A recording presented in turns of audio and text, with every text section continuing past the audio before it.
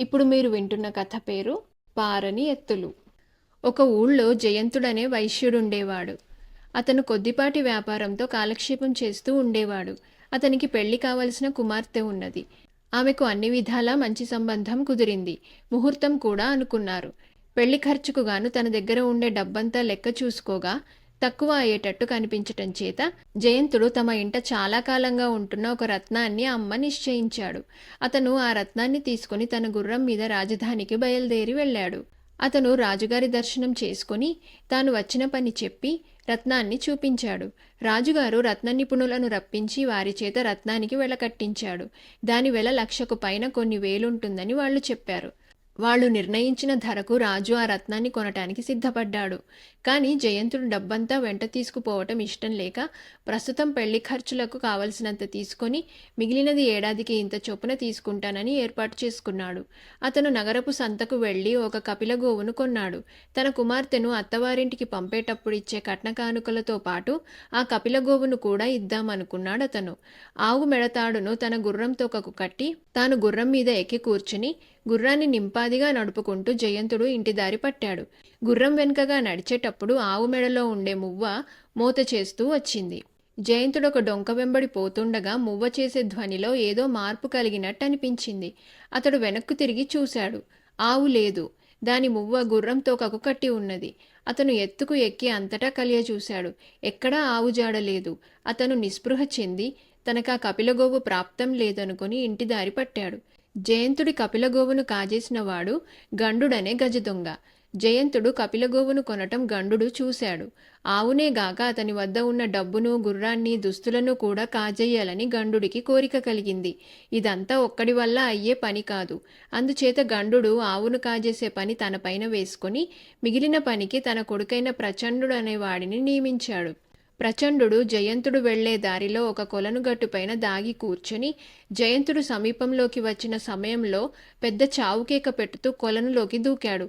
ఎవడో పాపం ప్రమాదవశాత్తు కొలనులో పడిపోయాడనుకుని జయంతుడు గుర్రం దిగి తన తలపాగా, చొక్కా, డబ్బు సంచి, ధోవతి ఒక చోట ఉంచి చిన్న బట్ట చుట్టుకొని పడిపోయిన వాణ్ణి రక్షించటానికి తాను కూడా కొలనులోకి ఉరికాడు.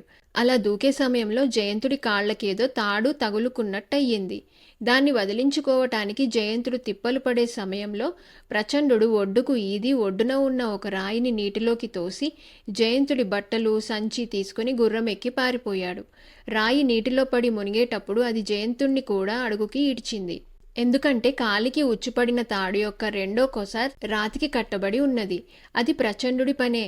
జయంతుడు అతి ప్రయాసతో తన మొలతాడుకు కట్టి ఉన్న చిన్న చాకు తీసి దానితో రాయికి కట్టిన తాడును కోసి పైకి వచ్చి ఒడ్డుకు ఈది నీరసంగా పడిపోయాడు.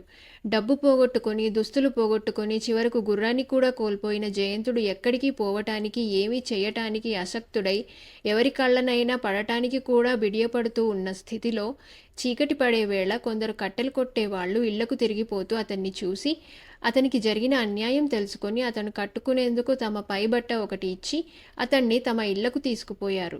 ఆ రాత్రి వాళ్ల వెంటనే గడిపి జయంతుడు మర్నాడు వాళ్ళిచ్చిన బట్టలే కట్టుకొని దివాణానికి తిరిగి వెళ్ళి రాజుగారికి జరిగిందంతా చెప్పి మరికొంత డబ్బిప్పించమని వేడుకున్నాడు. డబ్బు ఇవ్వటానికి ఏముంది, అంతా ఇచ్చేయమన్నా ఇస్తాం, కానీ దొంగలు పట్టుబడేదాకా మీరు దివాణంలోనే 2 రోజుల పాటు ఉండటం మంచిది అని మంత్రి జయంతుడికి సలహా ఇచ్చి అతనికి అతిథి గృహంలో అన్ని ఏర్పాట్లు చేశారు. ఆ పూటే మంత్రి చాటింపు వేయించాడు. రాజుగారికి నల్ల ఆవులు కావాలి, ఒక్కొక్క ఆవుకు 1000 రూపాయలు బహుమానం. ఈ చాటింపు వింటూనే గండుడి భార్య తన భర్త కిందటి రోజు తెచ్చి ఇంట్లో కట్టిన కపిలగోవును రాజుగారి దివాణానికి తోలుకుపోయింది. అది దొంగిలించిన ఆవని ఆమెకు తెలియదు. తన భర్త గాని కొడుకు గాని దొంగతనాలు చేయటం ఆమెకెంతమాత్రమూ గిట్టదు. అందుచేత గండుడు తన భార్యతో ఆ నల్ల ఆవును సంతలో 50 రూపాయలకు కొన్నానని చెప్పాడు. ఆమె ఆ మాట నిజమేననుకుని 50 రూపాయల ఆవును 1000 రూపాయలు ఇస్తారు కదా అని ఆశపడింది. ఇలాగే దివాణానికి మరికొన్ని నల్ల ఆవులు కూడా వచ్చాయి. కానీ గండుడి భార్య తెచ్చిన ఆవే తనదని జయంతుడు గుర్తించి ఆ సంగతి మంత్రికి రహస్యంగా తెలియజేశాడు. ఈ ఆవు మీకెక్కడిది అని మంత్రి అడిగితే గండుడి భార్య నిన్న నా మొగుడు సంతలో కొన్నాడు అన్నది. అయితే నీవింటికి పోయి నీ భర్తను ఇక్కడికి పంపించు. అతడికి డబ్బిచ్చేస్తాం అన్నాడు మంత్రి. గండుడి భార్య ఇంటికి బయలుదేరింది. ఆమె వెనుకగా కొందరు రాజభటులు కూడా వెళ్లారు. ఆవును దొంగిలించి తన ఇంటికి తీసుకుపోయి కొట్టంలో కట్టేసి తన భార్యతో అబద్ధం చెప్పిన గండుడు తన కొడుకు వంతు దొంగతనం ఎలా కొనసాగింది తెలుసుకోవటానికి వెళ్ళాడు. ఎన్ని చోట్లకు తిరిగినా ప్రచండుడు ఏమైనది తెలియలేదు. రాత్రల్లా నిద్ర లేకుండా తిరిగిన గండుడు ఇంటికి చేరుకునేసరికి ఇంట్లో భార్య లేదు, ఆవు లేదు. అదే సమయంలో గండుడి భార్య వెనకనే వచ్చిన రాజభటులకి గండుడు దొరికిపోయాడు. వాళ్ళు వాణ్ణి పెడరెక్కలు విరిచి కట్టి రాజు వద్దకు తీసుకుపోయారు. ప్రచండుడి జాడ గండుడికి తెలియకపోవటానికి కూడా కారణం ఉన్నది. జయంతుడి గుర్రం వాడి ఇచ్ఛానుసారం నడవక మకురుతనం చూపింది. అది తనను ఎక్కడ పడేస్తుందోనన్న భయంతో పగ్గాలు వదిలి వాడా గుర్రాన్ని దాని ఇష్టప్రకారమే పోనిచ్చాడు. అది తిన్నగా జయంతుడి ఇంటికే వెళ్ళింది.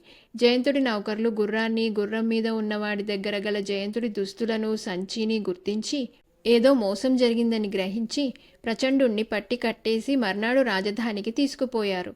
తండ్రి కొడుకులిద్దరూ ఒకేసారి రాజుగారి ముందు బందీలుగా నిలబడ్డారు. ఇద్దరి దొంగతనాలు ప్రత్యక్షంగా రుజువయ్యాయి.